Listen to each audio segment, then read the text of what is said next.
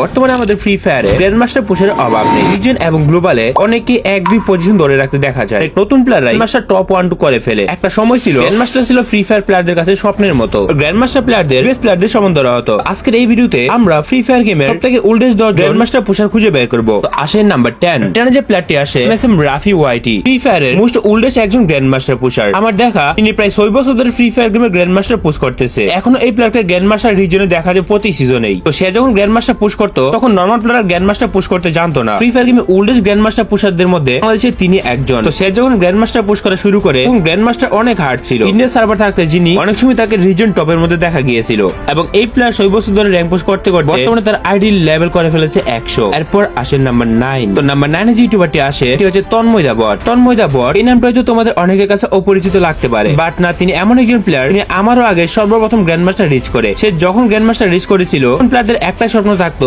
তাদের গ্রুপে কি একটা স্ক্রিনশট নেওয়া। ইভেন আমি নিজেও অনেক স্ক্রিনশট রাখছি গ্র্যান্ডমাস্টার প্লেয়ার যখন গ্রুপে আসতো। একবার চিন্তা করে দেখো গ্র্যান্ডমাস্টার প্লেয়ার তখন কি দাম ছিল, মানে তখন তাদের অনেক সম্মান ছিল। ওই সময় ইন্ডিয়া সার্ভার থাকতে তন্ময় দা বটকে অনেক রিজন টপ 1 করতে দেখা যায় এবং অনেক সিজনে তো তাকে টপ 10 এর ভিতরে দেখা গিয়েছিল। এজ এ গ্র্যান্ডমাস্টার প্লেয়ার হিসেবে কিন্তু বাংলাদেশকে রিপ্রেজেন্ট করতে সে। তবে সবথেকে বড় বিষয় হচ্ছে যে নতুন প্লেয়াররা অনেকে জানে না যে তন্ময় দা বট অনেক ওল্ডেস্ট গ্র্যান্ডমাস্টার পুশার। তবে রিসেন্ট সময়গুলোতে তন্ময় দা বটকে গ্র্যান্ডমাস্টার পুশ করতে তেমন দেখা যায় না। তবে আমি জানি না তন্ময় দা বট কেন গ্র্যান্ডমাস্টার র্যাঙ্ক পুশিং ছেড়ে দিয়েছে। তার খেলা আমার কাছে পার্সোনালি ভালোই লাগতো। তবে মজার ব্যাপার হচ্ছে ইউটিউব শুরু করার আগে কিন্তু অনেক বড় গ্র্যান্ডমাস্টার পুশার ছিল, অনেক বছর পর্যন্ত বাংলাদেশকে রিপ্রেজেন্ট করছে। আসে নাম্বার 8। নাম্বার 8 এ আসে টিভি রিমন। গ্র্যান্ডমাস্টার প্লেয়ারদের নাম আসবে, টিভি রিমনের নাম আসবে না, সেটা হতেই পারে না। বাংলাদেশ এই গ্র্যান্ডমাস্টার পুশকে পপুলার করেছে যে প্লেয়ার, সেটা হচ্ছে আমাদের এই টিভি রিমন। টিভি রিমন ভাই ফ্রি ফায়ারের জন্ম থেকে গ্র্যান্ডমাস্টার পুশ করে যাচ্ছে। টিভি রিমন ভাই গ্র্যান্ডমাস্টার টপ 1 না থাকতে পারলেও গ্র্যান্ডমাস্টার র্যাঙ্ক পুশ তৈরি করা একটি কন্টেন্ট ক্রিয়েটরের রূপ দেয়। আগে কিন্তু গ্র্যান্ডমাস্টার পুশকে নিয়ে প্লেয়াররা তেমন কোনো ভিডিও দেখতো না। শুরু থেকে রিমন ভাই লাইভ স্ট্রিম করতো এবং গ্র্যান্ডমাস্টার পুশ করা যে কতটা হার্ড সেটা আমাদের দেখাইতো। তবে কিন্তু ধীরে ধীরে টিভি রিমন ভাই পরিচিতি পাই এবং এটি অস্বীকার করার কিছু নেই। তার থেকে দেখে অনেক বড় বড় ইউটিউবারও গ্র্যান্ডমাস্টার পুশ করতে থাকে। এই টিভি গেমিং গ্র্যান্ডমাস্টারকে একটা নেক্সট লেভেল পর্যায়ে নিয়ে যায়। এটা কিন্তু নরমালি অন্য ইউটিউবাররা করে নাই। তার থেকে দেখে অনেক ইউটিউবারের লাইভ স্ট্রিম করা শুরু করে আবার গ্র্যান্ডমাস্টারও। এবং টিভি রিমনের পার্টনার হিসেবে কিন্তু তন্ময় দা বটকে দেখা যেত গ্র্যান্ডমাস্টার পুশ করতে। ওই সময় টিভি রিমন প্লাস অনেক কঠিন ম্যাচও বিয়ার সিজন দেখতে পারলেই কত ওল্ডেস্ট গ্র্যান্ডমাস্টার পুশার। ইন্ডিয়া সার্ভার থাকতে তাকে টপ 100 লিস্টের রিজনে দেখা যেত, কিন্তু বর্তমান সময় কিন্তু তাকে আর রিজনে তেমন দেখা যায় না। তো বাংলাদেশের মধ্যে একজন ওল্ডেস্ট গ্র্যান্ডমাস্টার প্লেয়ার হিসেবে সে কিন্তু অন্যতম অবদান রেখেছে। যখন মানুষ গ্র্যান্ডমাস্টার পুশ করতো না, রিমন ভাই কিন্তু ওই সময় থেকে গ্র্যান্ডমাস্টার পুশ করে আসছে। তো তিনি বাংলাদেশের অন্যতম একজন ওল্ডেস্ট গ্র্যান্ডমাস্টার পুশার। ইন্টারেস্টিং ব্যাপার হলো এখনো কিন্তু গ্র্যান্ডমাস্টার পুশ করা থামে নাই। তো তোমরা যারা ওল্ডেস্ট প্লেয়ার আছো তোমরা তো একটা ফানি থিং জানবা, রিমন ভাইকে গ্র্যান্ডমাস্টার পুশের জন্য একটা আলাদা সবাই নাম দিয়ে দিয়েছে। তোমরা কেউ জানলে কমেন্টে বললো। ওয়েট গাইস, তোমাদের জন্য একটা গুড নিউজ হচ্ছে যে বর্তমানে বাংলাদেশের মধ্যে সবচেয়ে কমে ডায়মন্ড টপ আপ দিচ্ছে টপ আপ হান্ট ওয়েবসাইট। এখানে উইকলি মাত্র 150 টাকা, মান্থলি মাত্র 750 টাকা। বাংলাদেশে এর থেকে কমে পাওয়া যায় না। ওয়েবসাইটের লিংক কমেন্ট সেকশনে দেওয়া থাকবে। আসেন নাম্বার 7। নাম্বার 7 যে ব্যক্তিটি আসে তিনি হচ্ছে আজিম গেমিং। আজিম গেমিং ও উল্ডেস একজন গ্র্যান্ডমাস্টার পুশার। আজিম গেমিং এর গ্র্যান্ডমাস্টার যাত্রা শুরু হয়েছিল ইন্ডিয়া সার্ভার থাকতে।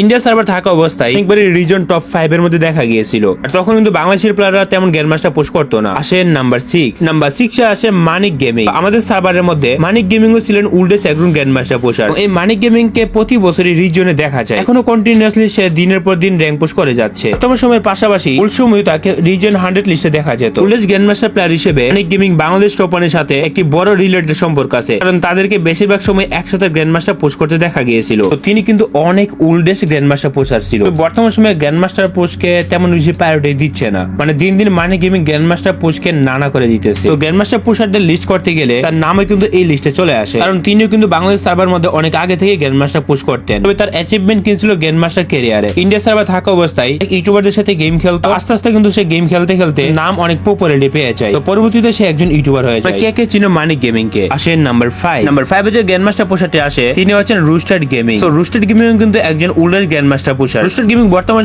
র্যাঙ্ক পুশ করলেও ফুল টাইমে রুস্টার গেমিং কে পার্মানেন্ট গ্র্যান্ডমাস্টার পুশার হিসেবে দেখা যেত না। কিছু সিজন গ্র্যান্ডমাস্টার পুশ দিত, আবার কিছু সিজন গ্র্যান্ডমাস্টার পুশ দেয়নি। তবে ওল্ডেস্ট গ্র্যান্ডমাস্টার পুশার হিসেবে তার নাম তেমন বেশি হাইলাইট নেই। ওই সময়গুলোতে তাকে টপ 1 অথবা টপ 3 মধ্যে দেখা যায়নি। কয়েক বছরের মধ্যে তাকে টপ 1 এ কয়েকবারই দেখা গিয়েছে। রুস্টার গেমিং কেও কিন্তু অনেকবার দেখা গিয়েছে মানিক গেমিং এবং কয়েকজন বড় বড় ইউটিউবারদের সাথে র্যাঙ্ক পুশ করতে। রিসেন্ট টাইমগুলোতে সে র্যাঙ্ক পুশে টপ 1 এ থাকে। ওই সময়গুলোতে ইন্ডিয়া সার্ভার থাকতে মোটামুটি ভালোই খেলতো রুস্টার গেমিং। তো তখন কিন্তু আমাদের ফ্রি ফায়ার গেমের গ্র্যান্ডমাস্টার পুশের অনেক বেশি প্রায়োরিটি ছিল। রুস্টার গেমিং নিজে না খেলে অন্যদের দিয়ে গেম খেলাইতে বেশি, সে কিন্তু নিজেও মোটামুটি ভালোই খেলে। তো পার্সোনালি রুস্টার গেমিং কে আমি অনেক আগে থেকে চিনি। বাংলাদেশের একজন মোটামুটি বট প্লেয়ারই বলা যায়, মানে সে তেমন বেশি গেম খেলতে পারে না। সো তাকে কিন্তু রিজন টপ লিস্টেড প্লেয়ারে বলা যায়। তো তোমরা কারা কারা এই রুস্টেড গেমিং কে চিনো থাকলে কমেন্ট করে বলো, আমি জানি অনেকে চিনবে না। আসে নাম্বার 4 যে রিজন প্লেয়ারটি আসে আবিদ ভাই, সে কিন্তু আমাদের বাংলাদেশ সার্ভারের ওল্ডেস্ট একজন গ্র্যান্ড মাস্টার পুশার। বর্তমানে এবং ওল্ড সময় বলতে গেলে 2 সময় ফ্রি ফায়ার গেমের গ্র্যান্ড মাস্টার রিজনে দেখা যায়। আবিদ ভাই নামে এই প্লেয়ারটি অনেক আগে থেকে গ্র্যান্ড মাস্টার অথবা রিজন পুশ করতো। তো তার নামটি হাইলাইট না থাকার কারণ ছিল যে আবিদ ভাই শুধু গ্র্যান্ড মাস্টার পুশে মনোযোগ দিত, ইউটিউবিং অথবা কন্টেন্ট ক্রিয়েটর হিসেবে সে ছিল না। তো রিসেন্ট টাইমগুলোতে আবিদ ভাই রিজনের পুশ করার পাশাপাশি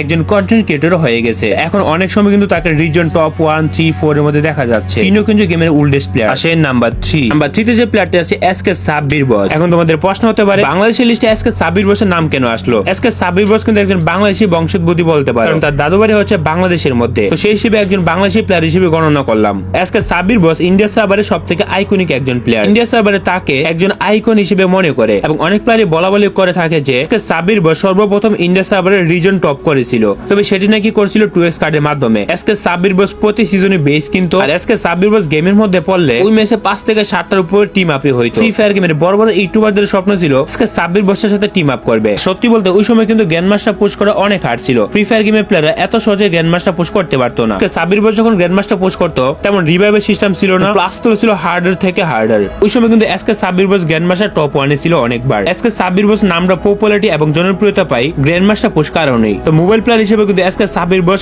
অনেক বেশি দাম পেত, তবে সে শুধু 18, 19, 20 সালের দিকে গ্র্যান্ড মাস্টার বেশি পুশ করতে দেখা গিয়েছে। তবে নতুন গ্র্যান্ড মাস্টার সে পুশ করা প্রায় ছেড়ে দিয়েছে, এখন গ্র্যান্ড মাস্টার পুশই করে না। আসে নাম্বার 2 তে যে প্লেয়ারটা আসে Bangladesh top 1। So Bangladesh top 1 নামটা এইভাবে হয়ে যায়নি এবং তিনি বাংলাদেশের আসলে টপ 1। বাংলাদেশের মধ্যে অলমোস্ট কোন প্লেয়ার যদি রিজন টপ 1 এ ঢুকতে চায় তবে বাংলাদেশ টপ 1 এর পারমিশন নিতে হবে, কারণ সে সবসময় টপ 1ই থাকতো। বাংলাদেশ টপ 1 ফ্রি ফায়ার গেমের এমন একজন প্লেয়ার এবং আমাদের সার্ভারের তিনি অনেক ওল্ড সময় থেকে গ্র্যান্ড মাস্টার পুশ করে আসছেন। ইন্ডিয়া সার্ভার থাকতো 2020 সালের দিকে বাংলাদেশের হয়ে তিনি রিজন টপ 2 রিচ করেছিলেন। তখনকার সময় বাংলাদেশ থেকে টপ 1, 2 রিচ করা কিন্তু যেমন তেমন ব্যাপার ছিল না। ইন্ডিয়া সার্ভারে রয়েছে প্রায় কোটি প্লেয়ার, বাংলাদেশ সার্ভারে 2-1 প্লেয়ারই ছিল যারা গ্র্যান্ড মাস্টার পুশ করতো। তার মধ্যে বাংলাদেশ টপ 1 যে প্লেয়ারটি ছিল তিনি ওই সময় কিন্তু গ্র্যান্ড মাস্টার টপ 1, 2 এর মধ্যে ছিলেন। বাংলাদেশ টপ 1 নামটি তখন থেকেই ছিল যে বাংলাদেশ টপ 1। তিনি তখন বাংলাদেশের হয়ে টপ 1 এ রিচ করেছিলেন, এই কারণে কিন্তু তখন তার নাম হয়ে গেছিল বাংলাদেশ টপ 1। তো ওই সময় যে বাংলাদেশ টপ 1 গেম খেলতো তখনকার সময় তার ফেয়ার গেম প্লে ছিল, কারণ হচ্ছে যে এইটা বর্তমান সময়তে তোমরা জানো বাংলাদেশ টপ 1 এর আইডিতে 5 থেকে 6 জন মিলে গ্র্যান্ড মাস্টার পুশ করে, কিন্তু ওই সময় কিন্তু সে নিজে থেকে গেম খেলতো, তার স্কিল এবং এবিলিটির মাধ্যমে সবাইকে অবাক করে দিত।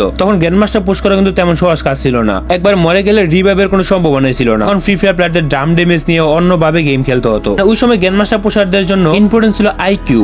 আইকিউ ছাড়া সার্ভাইভ করা ছিল অনেক কঠিন ব্যাপার। যারা বেশিক্ষণ সার্ভাইভ করতে পারে তারাই কিন্তু ওই কঠিন হার্ড লবি গুলোতে টিকে থাকতে পারতো। বাংলাদেশ টপ 1 কিন্তু তার মধ্যে একজন প্লেয়ার ছিলেন যিনি অনেক আগে থেকে গ্র্যান্ড মাস্টার র্যাঙ্ক পুশ করা শুরু করছিলেন। তো Bangladesh top 1 is Bangladesh top 1, যিনি অনেক আগে থেকে টপ লিস্টে আছেন। তোমরা কারা কারা বাংলাদেশ টপ 1 এর ফ্যান আছো কমেন্ট করে এখনই জানাও। আসেন নাম্বার 1, এমন একজন গ্র্যান্ড মাস্টার প্লেয়ারের নাম বলে যাও যেই নামটা আমি এই ভিডিওতে উল্লেখ করি নাই, কিন্তু সেও বাংলাদেশের একজন ওল্ডেস্ট গ্র্যান্ড মাস্টার প্লেয়ার। তো সেই নামটা তোমাদেরই বলতে হবে এবং ওই প্লেয়ারটি গ্র্যান্ড মাস্টারের সোলোতে পুশ করতেন। কে ছিল নামটা চুপ করে কমেন্টে বলে যাও।